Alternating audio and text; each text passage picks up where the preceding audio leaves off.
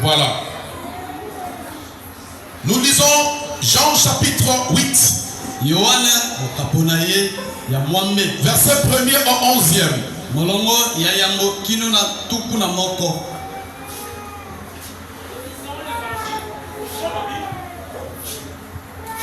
Attention à la distraction pendant ce temps, le diable a toujours été rusé. Nous ouvrons nos Bibles. Nous lisons l'évangile de Jean au chapitre 8, du 1er au 11e verset, au nom de Jésus. Amen. Jésus se rendit à la montagne des Oliviers. Mais dès le matin, il alla de nouveau dans le temple et tout le peuple vint en lui, s'étant assis et les enseignait. Alors, les scribes et les pharisiens amenèrent une femme surprise en adultère. Et la plaçant au milieu du peuple, ils dirent à Jésus: Maître, cette femme a été surprise en flagrant délit d'adultère. Moïse dans la loi nous a ordonné de lapider de telles femmes. Et toi donc, que dis-tu? Il disait cela pour l'éprouver, afin de pouvoir l'accuser. Mais Jésus s'étant baissé, écrivait avec le doigt sur la terre. Quand il continuait à l'interroger, il se releva et leur dit: que celui de vous qui est sans péché jette le premier la pierre contre elle. Et s'étant de nouveau baissé, il écrivait sur la terre. Quand ils entendirent cela, accusés par leur conscience, ils se retirèrent un à un, depuis des plus âgés jusqu'au dernier. Et Jésus resta seul avec la femme qui était là au milieu. Alors, s'étant relevé et ne voyant plus que la femme, Jésus lui dit: Femme, où sont ceux qui t'ont accusé? Personne ne t'a condamné? Elle répondit: Non, Seigneur. Et Jésus lui dit: Je ne te condamne pas non plus. Va et ne pêche plus. On peut acclamer la parole de Dieu. Gloire au Seigneur. Bien-aimés, ici nous venons de suivre le récit dans la parole de Dieu. On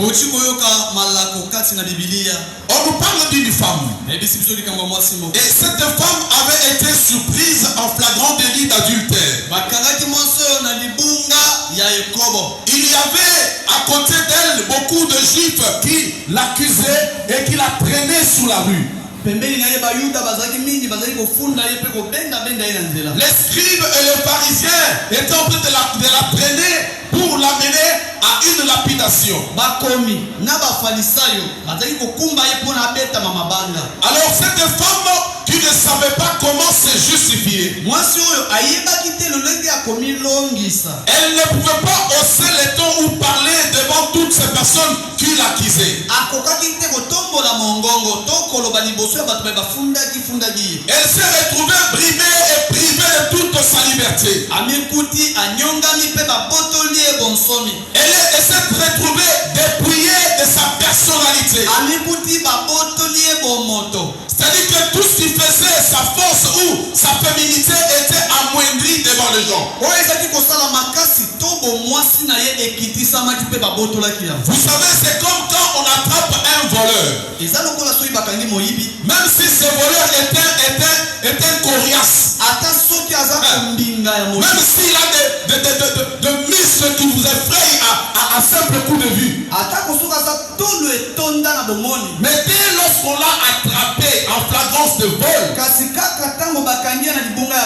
même un petit enfant peut venir lui lancer une gifle. Parce qu'il ne fera rien.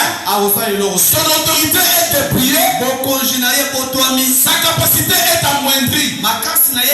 C'est la même chose avec cette femme. Et elle s'est retrouvée au milieu des gens qui l'accusaient. Les gens qui la traînaient comme une moins que rien. Alors cette femme n'avait pas un mot à dire.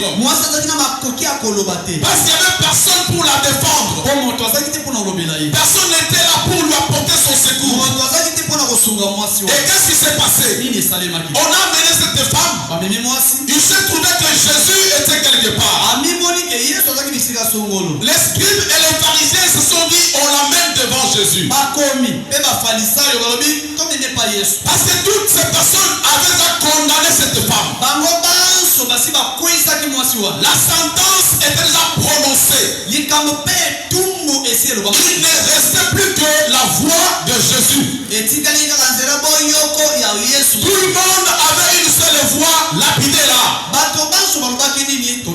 Tout le monde était unanime pour tuer cette femme. Maintenant, il ne restait plus que la seule voix de Jésus. Pour qu'il puisse comprendre est-ce qu'il faut la lapider ou quoi faire comment. On l'amène devant Jésus. Les Juifs commencent à parler et dire à Jésus ceci. Cette femme, on l'a trouvée en flagrance délit d'adultère.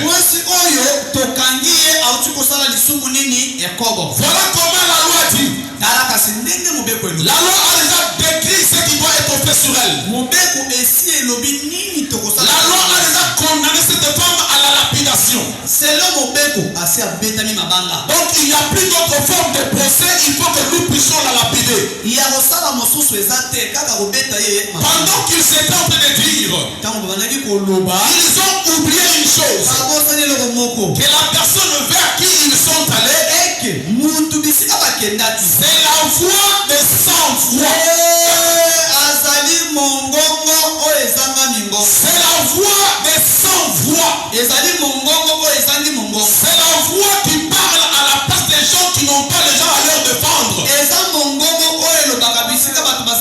C'est la voix qui intervient quand l'homme est dépouillé de toute sa capacité.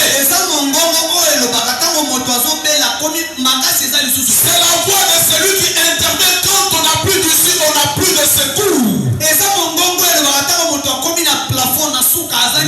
Les scribes et les pharisiens attendaient qu'ils puissent condamner la femme. Mais écoutez, curieusement, la voix qu'ils attendaient, au lieu que ça puisse condamner la femme, cette voix a acquitté cette femme. Directement, les gens qui étaient en train de l'accuser, ils n'ont plus trouvé de place là où devant Jésus. Parce qu'il leur avait dit ceci, que celui parmi vous n'a jamais péché, qu'il soit le premier à prendre la pierre, à lapider la femme. La Bible dit, pendant qu'il était en train d'écrire sur la terre, juste le temps de se retourner, tous les accusateurs sont partis. La femme est restée seule. Jésus pose la question à la femme. Femme, où sont ceux qui t'accusaient? Ils sont passés par où? C'est comme ça que toute la semaine, il y a un thème qui nous avait été donné ici, qui disait que les Égyptiens que vous voyez aujourd'hui, vous ne les verrez plus jamais. Et c'est comme ça que ce matin, je vais te parler sur ce petit thème qui dit la voix des sans-voix.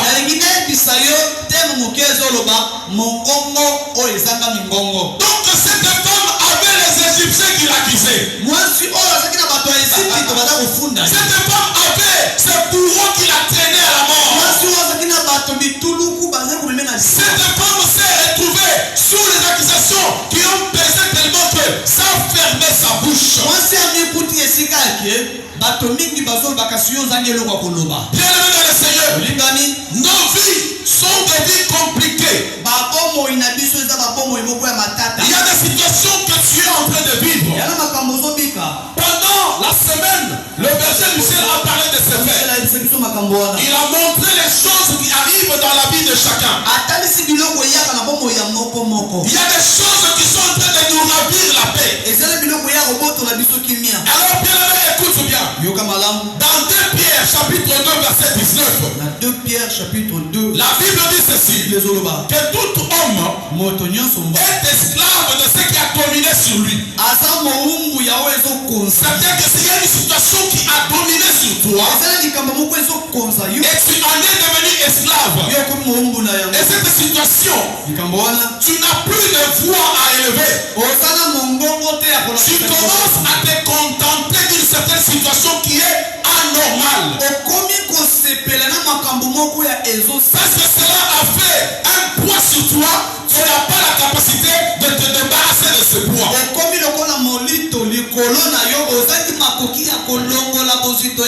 Bien-aimé dans le Seigneur, cette histoire qui a triomphé sur toi est devenue maître sur toi. Et de partout, tu es devenu esclave de cette histoire. Et c'est comme ça. Nous sommes en train de vouloir parler de la personne qui est capable de redonner la voix à celui qui n'a plus de voix. Dans des situations où il y a un bourreau qui est toujours permanent dans ta vie. Le bourreau qui est en train d'amenuiser ta liberté. Le bourreau qui est en train de restreindre ta capacité de te retrouver parmi le tien. Et ce bourreau, c'est le diable avec toutes ses réclamations. Pendant la semaine, on a lu Luc chapitre 22, verset 31. Où nous avons vu les réclamations du diable auprès de Jésus. Il a demandé à Jésus, donne-moi Pierre, je vais les cribler comme le fromage. Et ces réclamations sont les choses que vous êtes en train de vivre, vous et moi. La réclamation dans ta santé, la réclamation dans tes affaires. Tu fais les choses et tu ne réussis pas. La maladie ne te laisse pas tranquille. Dans la maison, il n'y a pas la stabilité, il n'y a pas la paix. Toujours réclamer. Toujours réclamer. Tu n'as plus de stabilité. La maternité, n'en parlons pas. Tu es dans le couple. Depuis un certain temps, tu cherches un enfant. Tu ne sais pas avoir. Ou tu peux avoir, mais il ne fera pas longtemps pour partir. Ce sont leurs réclamations. Et ce bourreau-là, il est en train de te faire manquer la paix. Bien-aimé dans le Seigneur, je veux que nous puissions approcher cette situation à ce qui est arrivé aux Juifs. On va lire Exode. Commençons à partir du chapitre 1er. Comprenons un peu l'histoire qui s'est passée là-bas. Exode chapitre 1. Lisons 8 à 14. Prête oreille pour suivre. Je ne serai pas long, il y a la chaîne qui commence déjà. Exode chapitre 1er, verset 8 à 14. Lisez, homme de Dieu. Il s'éleva sur l'Égypte un nouveau roi qui n'avait point connu Joseph. Il dit à son peuple, voilà les enfants d'Israël qui forment un peuple plus nombreux et plus puissant que nous. Voilà. Allons, montons-nous habiles à son égard. Empêchons qu'il ne s'écrase et qu'il ne survienne une guerre. Il dit ceci, empêchons qu'il ne croisse. Il se joignent et nos ennemis pour nous combattre et sortir ensuite du pays. Et l'on établit sur lui des chefs, des corvées, afin de l'accabler des travaux pénibles. C'est ainsi qu'il bâtit les villes de Python et Ramès pour servir le magasin de Pharaon. 12 ans. Allez-y jusqu'à 14. Mais puis il s'accablait, puis il s'y multipliait et s'accroissait, et l'on prit en version les enfants d'Israël. Alors les Égyptiens réduisirent les enfants d'Israël à une dure servitude. Il leur rendit la vie amère, pas des rues de travaux en argile, en briques et par tous les ouvrages des champs. Et c'était avec cruauté qu'il leur imposait toutes ces charges. Amen. Bien-aimé, écoutez bien. Si nous avons donné ce passage d'Exode, c'est pour essayer de rattacher la réalité à ce que nous sommes en train de vouloir dire. La Bible dit qu'il y a eu un autre roi qui n'a pas connu Joseph. Alors quand il a vécu, il a constaté qu'il y avait un peuple qui était tellement nombreux. C'était le peuple juif. Alors qu'est-ce qu'il a dit? En regardant, il s'est dit, ce peuple devient tellement nombreux. Alors le verset là m'a intéressé. C'est le verset 10. Il dit, alors montrons-nous habiles à son égard, empêchons qu'il croisse. Alors quand ils ont remarqué ce peuple, directement les idées sont montées à leur esprit pour empêcher la croissance de ce peuple-là. Écoutez bien les mains dans le Seigneur. Il y a des forces et des puissances qui ne sont pas d'accord de te voir croître, qui sont contre ton bonheur, qui sont contre ta jouissance et ta paix, ta stabilité, qui ne veulent pas te voir évoluer, qui ne veulent pas te voir épanoui, qui ne veulent pas entendre parler du bien de toi. Parce que ces Égyptiens ont constaté le peuple de Dieu qui était en train de vivre dans la quiétude, dans la paix.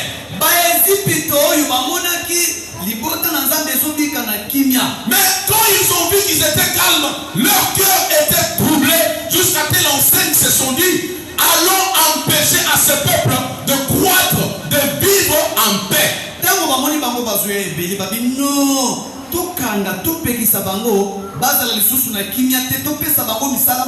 C'est-à-dire que pour eux, ce peuple n'avait pas droit à la vie. Ce peuple-là n'avait pas un mot à dire. Donc ce peuple devait subir tout simplement les injonctions des Égyptiens.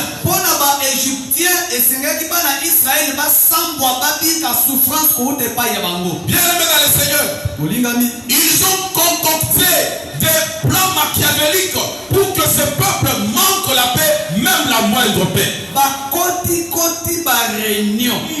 De toutes les façons, ils ont sorti les idées selon lesquelles on doit assujettir ce peuple. Ils se sont écartelés tout le peuple en leur confiant le chef de 100, le chef de 50, le chef de 1000, pour que le corvée puisse être augmenté et accentué de manière à asphyxier le peuple de Dieu. Administration na bango bapesi moto na moto oyo azobatela bato nkama oyo bato nkoto oyo bato zomi moko na bato na ye mpona nini bapesa bango misala makasi. On dit on a établi sur eux de chefs de corvée afin de les accabler de travaux pénibles. Balobi bapesaki bango moto na moto akomi mokonzi ya etuluku po ete apesa bango misala makasi lokola bitumbu. Bien aimé dans le Seigneur, ne crois pas que ta paix est en train de réjouir ton ennemi. Je vais te dire une chose. C'est une parenthèse ce jour, ça me vient tout de suite là. Ne sois pas une personne qui t'expose à tout moment. Une petite chemise neuve que tu achètes, te voilà sur le Facebook. Vous avez vu? Une petite paire de chaussures, vous avez vu? Toi tu penses que quand toi tu portes là, celui qui est ton ennemi, que tu ne connais pas là, tu penses qu'il est content? Après avoir eu un bébé, le voilà sur Facebook. Vous avez vu? Et là,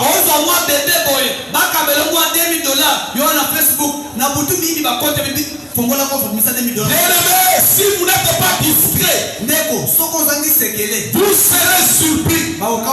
Parce que tu vas commencer à croire comme si Dieu ne t'a pas protégé et pourtant toi-même, tu es allé tout près de la frontière.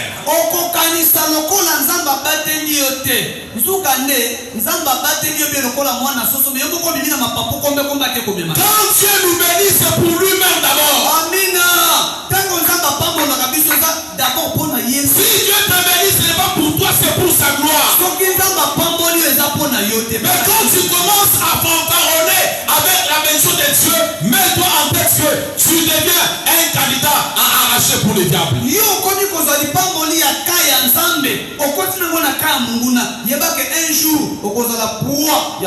Bien-aimé dans le Seigneur, ces Égyptiens n'ont pas aimé la paix et la stabilité du peuple juif qui était calme. Pendant que toi tu es en train de dormir sur tes deux lauriers, je t'informe que dans des laboratoires mystiques, dans des creux de roches quelque part, sous les arbres et dans les forêts, au-dessus des palmiers dans les forêts, il se tient des conclaves et des réunions contre toi pour que ta paix soit déstabilisée. Il y a des chefs de corvée qui sont déjà envoyés par ces Égyptiens pour que toi tu ne sois jamais en paix.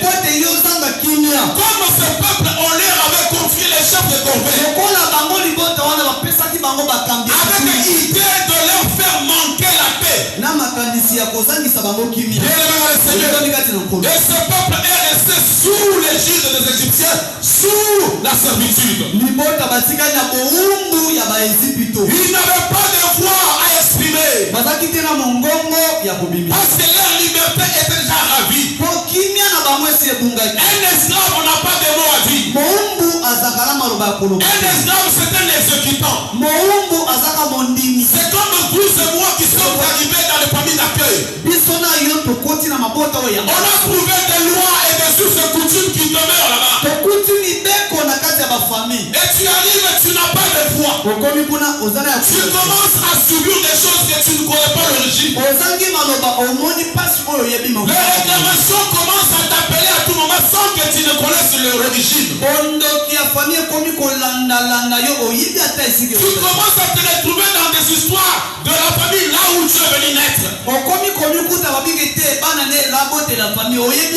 À cause du fait que tu portes leur sang. Ils se disent que les droits que nous avons, c'est parce qu'ils portent notre sang. Donc comme il a notre sang, de facto il doit vivre ces choses. Les accusations commencent à venir. Dans ton innocence, tu ne sais pas, mais tu comprends que les faits sont réels parce que ça t'arrive. Je parle à quelqu'un maintenant. L'ignorance n'est pas une sécurité. Ne dis pas que comme je ne savais pas, ça ne va pas m'atteindre. Non, tu te trompes. Comme tu portes leur sang et tu dans leur famille là, ça va te réclamer. Je vous dis encore bien aimé, même des pasteurs, si Dieu ne te fait pas grâce, tu vas monter et descendre avec la Bible en main, mais tu vas trimer et faire ça. C'est pourquoi l'information est importante. Et quand tu as l'information, c'est alors que tu sauras quoi faire pour t'en débarrasser. Ce peuple a vécu sous la servitude. Mais écoutez, là n'est pas mon problème. Ça c'était pour rattacher un peu quelque part tout ce qu'on avait suivi pendant la semaine. Les réclamations qui font que toi et moi, nous manquions la paix, la stabilité, la sérénité. Alors écoutez, lorsque je continue avec ces passages, je vois que les chefs de corvée étaient établis. Il y a des démons qui sont placés dans des familles qui vous contrôlent et qui sont en train de suivre tous les faits et gestes de votre vie. famille batie bango mpe na baseli bazotala bino. Les esprits de contrôle qui vous suivent partout. Milimo ya contrôle ezocontrôler. Bien-aimé, tu peux croire que tu es en train de faire quelque chose seul, mais avant que tu l'annonces, tu apprends déjà les autres, les ennemis, avec l'information. okokoloba ke nazosala projet na koyebisa moto te me bandoki ya famille na yo bazocontrôle kolandelo de près. Je répète encore en disant ceci. Lorsque Jésus-Christ était né, ntango yesu abotamaki le premier à savoir, bato ya liboso ya koyeba c'était des mages. ezalaki bato na mayele. Ces mages-là n'étaient pas des enfants de Dieu. bango bazalaki bakretien te. Ce sont eux qui ont compris que, il est né un fils, un enfant nous est donné. bango nde basusolaki ke mwana mobali apesa. Bien-aimé dans le Seigneur, ne faut pas dormir sur tes deux lauriers parce que le diable ne dort pas. kolalalala te na kidiba po munguna alalaka te. Les réunions sont en train de se faire tous les jours. réunion chaque jour oyo. Et je peux dire à quelqu'un que si toi et moi jusque maintenant, soki ti sikoyo ngai na yo nous sommes en vie, tozala bomoi c'est à cause de la grandeur de la bonté de ce Dieu. eza monene ya bolamu na nzambe. Dieu t'ouvre les yeux soki eza bafongoli yo mino pour voir les combats auxquels tu fais face tous les jours. mpona komona bitumba oyo ekomelaka yo. Je pense que les autres risqueront de ne même pas sortir dehors. bamosusu mpe kuta kondima libanda te. Dieu combat pour nous de manière incroyable. nzambe abundelaka biso na lolenge okoyeba Même te. pour des choses que toi et moi on ne connaît pas. atako mpona makambo oyo yo nanga Un toyebi. combat qui surgit, Dieu te donne seulement la victoire. bitumba elamuki nzambe apesi yo Tu kayo. vois une petite maladie qui voulait commencer et puis c'est parti. maladi elingi ebanda eki Et directement tu n'as même pas pris un comprimé, tu te retrouves en bonne santé. omeli ata kisi te nzambe apesi Dieu a combattu pour toi. nzambe abundeli yo. Alors bien aimé, écoute, yoka ce peuple-ci libota oyo était brimé, bazalaki na pasi. était sous le juge des Égyptiens, bazalaki na molito ya baezipito. qui était un obstacle à leur stabilité. baye batelemelaki kobongana bango. Alors Dieu nzambe était en train d'observer la scène. azali kotala likambo yango Il voyait cette scène-là azomona yango. parce que ce peuple s'était déjà habitué à ça. libota wana esi bamesanaki na yango. Il y a des choses auxquelles on s'est habitué mais qui sont anormales. eza na biloko mosusu Parce que- eza nango meza bien te. On dit, quand on n'a pas ce qu'on veut, soki toza na oyo tolingi on se contente de ce qu'on a. tosepela na oyo. Ça c'est l'adage français qui dit ça. wana bato alifalasa nde balobi yango. Mais pourtant la réalité, bosolo c'est ce que l'on veut. eza nde oyo ndingi Ce que nous avons là, oyo toza nango. c'est ce qui nous est imposé. yango nde bapesa Certaines vies que nous vivons, bavi mosusu. ouvre-toi. oligami Là, certaines vies que nous vivons bavi mosusu sont des vies qui nous sont imposées eza bavi basalisa biso na par le chef de corvée epa bakonzi ya qui bitu disent que lui ne peut pas atteindre tel lieu. balobi ye akosuka kaka. La vie est délimitée à un certain niveau. vi na basukisi yango na nivo moko. C'est-à-dire que si lui veut faire telle chose, il n'arrivera pas à tel niveau. balobi atako kelasi lisansi ya komonaka te. C'est comme cette personne qui allait à Jérusalem. yakona motoki nde yerusalema. Il avait un mètre ruban dans sa poche. amen azalaki na riba na Il libenga. est sorti, il a commencé à mesurer Jérusalem. abimi akomi komeka molai ya yerusalema. La prophétie dit par le prophète en disant ceci. profesi ezoloba Va dire à cet homme-là, yebisa moto wana empêche-le de mesurer Jérusalem. pekisa ye akanga molai te ya yerusalema. Il y a de ces personnes qui ont mesuré ta vie. eza bato mosusu bakanga molai ya vi na Comme cette âne qui était attachée à cet arbre. lokola punda bakangisa na nzete. La longueur de cette corde, molai ya singa ça traduisait toute sa parcelle de liberté. ezaki kokatisa kimia na Une liberté restreinte. bonsomi ekangisa. Donc il y avait des choses auxquelles cet âne ne pouvait pas atteindre. eza na biloko mosusu mpunda wana alingaki kokoma te. Parce que sa corde est limitée à un certain niveau. po singa na ye ezaki mokuse. Et de même que ce peuple de Dieu, on avait restreint leur liberté. lolenge moko na bana israele na esipito bakangaki kimia na bango mpe. Papa, prenez encore toujours Exode là, au chapitre 3. mokanda ya bobimi mokapo ya misato. Prenons le chapitre 3, commence à partir du verset 7e. molongo ya sambo. Que dit la Bible? bibilia elobi nini? Parce que nous sommes en train de parler de la voix de sans voix. mongongo ya esika mingongo ezangi bobimi. Nous lisons Exode chapitre 3, Verset 7. Commençons à partir du 7e, oui. Septième verset au nom de Jésus. Amen. L'Éternel dit, Oui. j'ai vu la souffrance de mon peuple. J'ai vu la souffrance de mon peuple qui est en Égypte, oui. Et j'ai entendu les cris qui lui font pousser ses oppressions. Ah! J'ai entendu le cri que lui font pousser ses oppresseurs. Car j'ai connu ses douleurs. Yeah.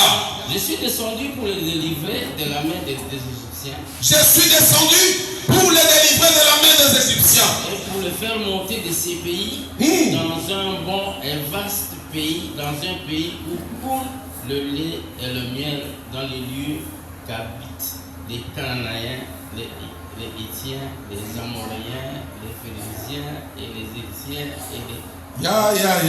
Les Égyptiens, oui. 9. Et voici les cris d'Israël sont venus jusqu'à moi. Et j'ai vu l'oppression qui leur font souffrir les Égyptiens. Écoutez, peuple de Dieu. Écoutez, bien-aimés. Ici, on vient de lire ce texte. Merci, papa. On vient de lire ce texte qui est en train de nous introduire, à nous annoncer celui qu'on appelle la voix des sans-voix. Pendant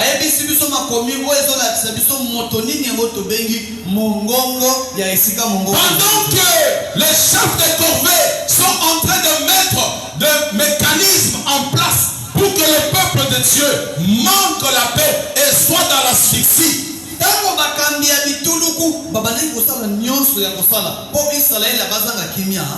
a quelqu'un dans le ciel qui regarde tout, dont les oreilles sont ouvertes. Il entend le pleurs et les gémissements. Il voit la souffrance de son peuple sous la terre. Il voit comment est-ce que les réclamations tourmentent son peuple. Lui qui est la voix des sans-voix. Quand il a vu que ces personnes sont sous l'égide des Égyptiens, ils ont bouclé leur bouche parce qu'ils sont esclaves et par de facto, ils n'ont pas de voix à faire entendre.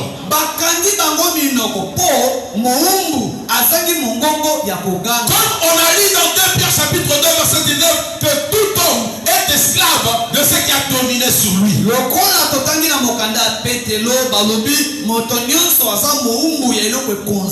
le peuple de Dieu n'avait pas d'issue, n'avait pas de moyen de s'en sortir. Mais le verset que nous venons de lire dit que l'Éternel Dieu a regardé du haut des cieux. Il a regardé du haut des cieux.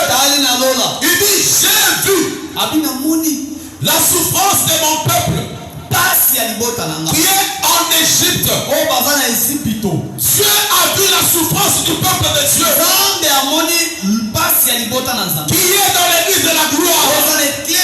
Les yeux de l'Éternel ont vu dans l'église de la gloire. Ils ont vu les pleurs et les gémissements de ce peuple.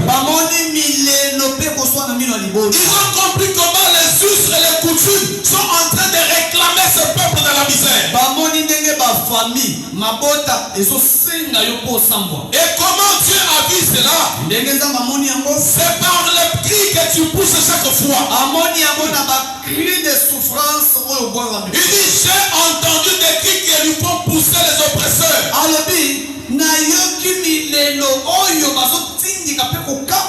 Et je connais leur douleur. Je connais les douleurs que ces gens sont endurés. Bien aimé, je te dis ceci. Le fait que tu ne saches pas louer les 2 bouts du mois, ne pense pas que Dieu ne te voit pas. Ne pense pas que Dieu ne te connaît pas. Parce que la Bible dit ceci. Je connais leur douleur. Tu sais, pendant que la nuit, au lieu de dormir, tu commences à tourmenter ta tête. Tu cherches quelle issue il faut emprunter pour t'en sortir. Dieu connaît ta douleur.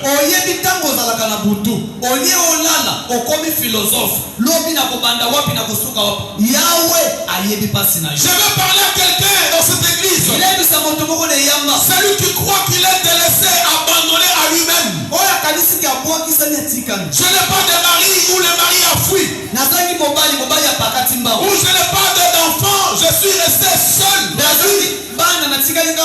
Je t'annonce une nouvelle ce matin.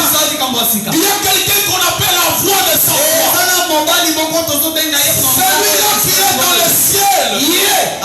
Il a penché son oreille pour écouter tes cris. Pendant que tu cries dans l'anonymat, tu ne sais même plus à qui aller crier. Parce que quand tu vas aller voir quelqu'un, tu peux aller voir Papa Walesa. Il peut être limité dans ses moyens. Il peut être limité dans ses moyens. Il peut t'aider même pas à l'attente que toi tu as.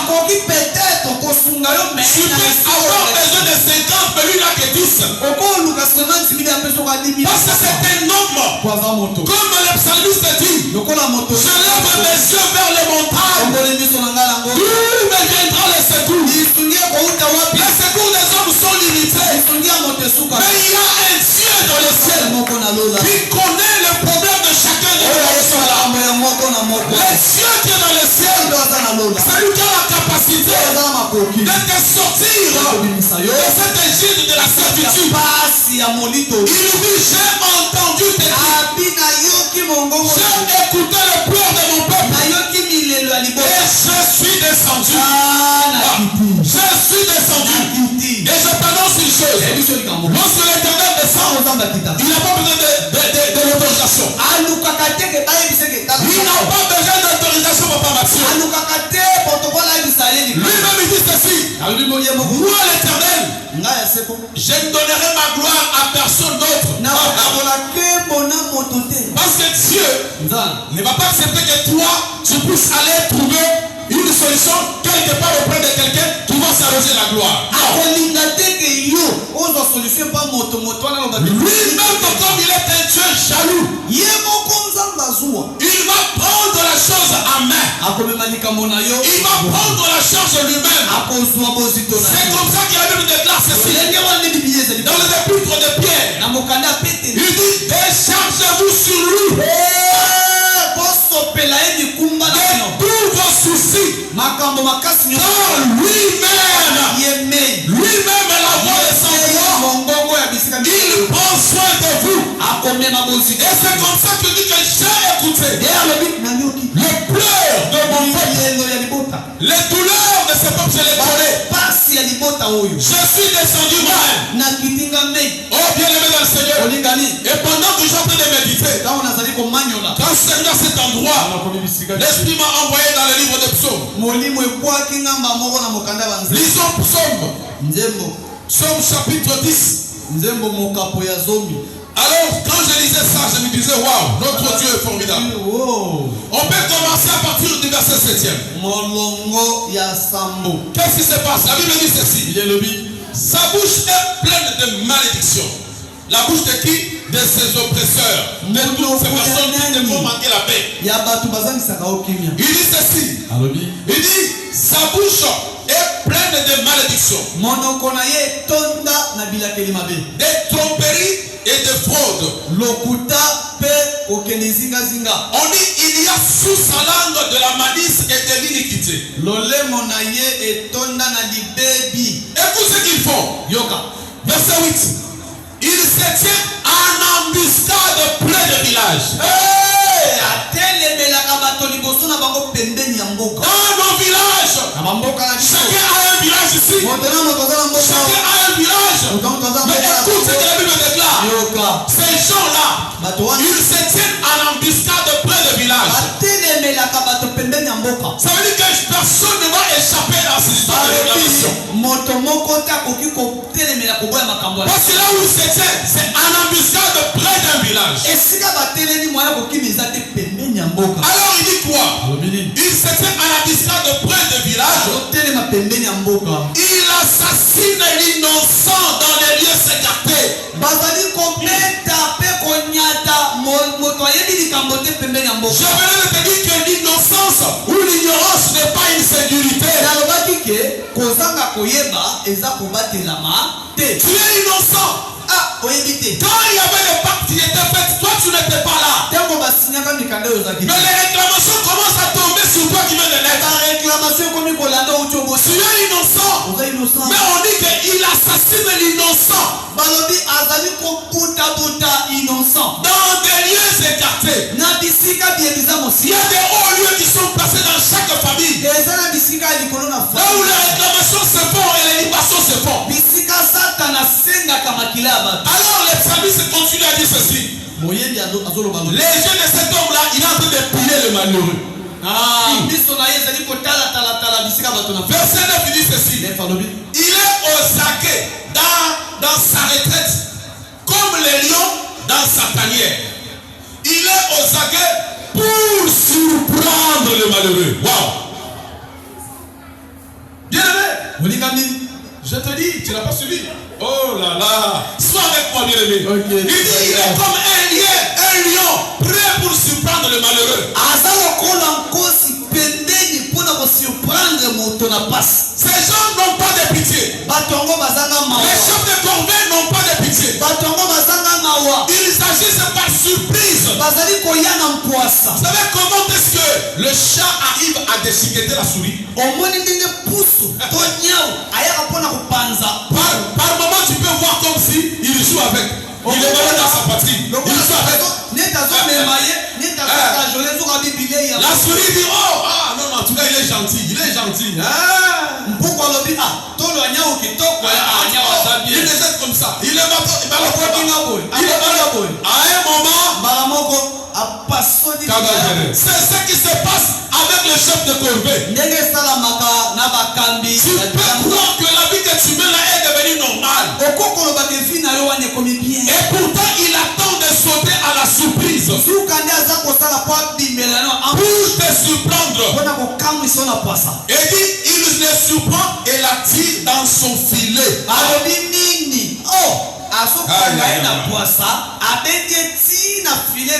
Et au verset 10, il dit, il se courbe, il le baisse et les misérables tombent dans ses griffes.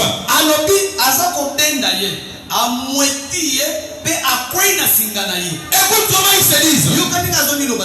Il dit en son cœur, lui le méchant, Dieu oublie. Il cache sa face. Il ne regarde jamais. Écoute maintenant ce que David dit. Ce que tu vas aussi dire ce matin. Il dit, lève-toi, éternel, oh Dieu. Lève ta main. N'oublie pas les malheureux. Verset 12 dit ceci. Il dit, verset 13, pourquoi le méchant méprise-t-il les dieux? Pourquoi ces chefs de corvée méprise-t-il les dieux? Pourquoi dit-il en son cœur que Dieu ne punit pas?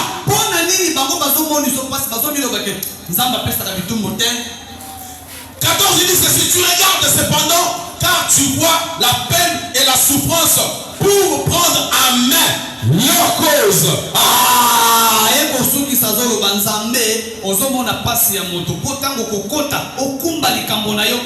Le psalmiste appelle Dieu à prendre à main la chose. Comme je suis en train de demander à Dieu de prendre ta cause dans sa main. Que Dieu prenne ta souffrance dans sa main. Comme la Bible dit dans le livre de Pierre là-bas. Que déchargez-vous sur lui de tous vos soucis. Car lui-même va prendre soin de vous. Et dit que Dieu que tu prennes en main leur cause. Il dit c'est à toi que s'abandonne le malheureux. Il dit c'est toi qui viens en aide à l'orphelin.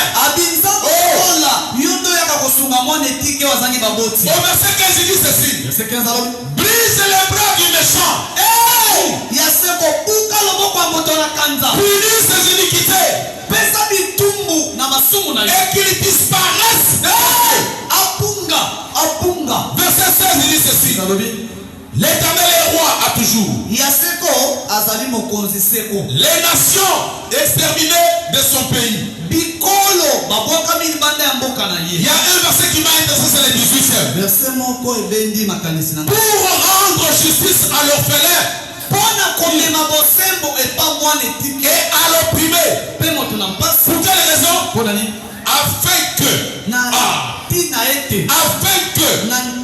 l'homme tiré de la terre, l'homme créé par la poussière, arrête de faire peur aux autres.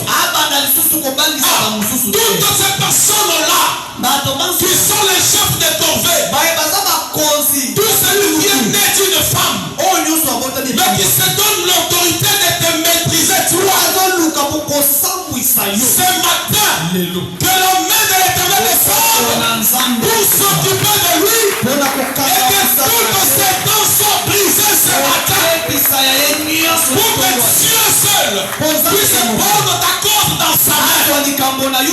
C'est lui que nous sommes venus chercher ce matin. Il s'appelle la voix de sans voix. Cette femme qui était accusée, qui manquait la paix, cette personne qui avait interprété depuis sa liberté, elle est tombée dans la main de celui qui est la voix de sans voix. Et c'est Jésus qui a dû parler à sa place. Et il a pris sa cause à sa main. Bien-aimé le Seigneur, la voix de sans voix ce matin va s'élever dans ta vie pour que la personne qui est tirée de la terre, celui que vous redoutez dans votre famille, il arrête de vous intimider ce matin. C'est pourquoi Dieu lui-même prend la chose en main. Et il veut prendre votre charge. Je vais terminer avec Esaïe. Vous savez que j'aime beaucoup Esaïe. Je termine avec Esaïe, chapitre 40. Il y a des choses qui m'ont intéressé pendant que je méditais. Esaïe chapitre 40. Je commence à partir du verset 1er au 5e. Écoute la prophétie. Esaïe est en train de voir quelque chose. Ce qu'il voit, c'est la consolation. Sois avec moi, mon ami. Sois avec moi, frère. Il voit la consolation. Il dit ceci. Consolez mon peuple qui demande la consolation. C'est Adonai qui demande la consolation de son peuple. Il dit parler au cœur de Jérusalem. Et criez-lui que sa servitude est finie ce matin. La servitude est finie ce matin. Ça n'est assez avec les noms qui me dérangent. Ce matin, sa servitude est finie. Il dit parler à son cœur. Crier ça dans son oreille. Dites-lui que sa servitude est finie. Son iniquité est expiée. Qu'elle a reçu de la main de l'Éternel au double de tous ses péchés. Verset 3 dit ceci. Une voix crie. Préparez au désert les chemins de l'Éternel. Aplanissez dans les lieux arides une route pour notre Dieu. Aplanissez dans les lieux arides une route pour notre Dieu. Au verset 4 il dit ceci. Que toute vallée soit exaucée. Que toute montagne et toute colline soit abaissée. Que les coteaux se changent en plaine. Et les défilés étroits en vallon. Alors, la gloire de l'Éternel sera relevée. Et au même instant, toute chair la verra. Car la bouche de l'Éternel a annoncé. Il y a une honorable qui vient de s'annoncer d'élever. Dieu qui a vu ta souffrance, il se décide ce matin pour que les Égyptiens que vous voyez aujourd'hui, vous ne puissiez plus jamais les voir. C'est comme ça qu'il a dit à son peuple, les Égyptiens que vous m'avez enfui, vous ne les verrez plus jamais. Et c'est comme ça qu'il annonce une consolation. Il dit que ta servitude est finie sur la terre. Et pendant que je parle, j'annonce dans la vie de quelqu'un que celui qui est spirituel puisse entrer dans la dimension de l'esprit. Je t'annonce ce matin que toute cette personne-là, il vient souvent l'enterrer pour abuser de ta liberté. C'est le Père. Il y a un Dieu dans les cieux. Il n'y a plus l'autorisation. Il n'y a plus l'autorisation.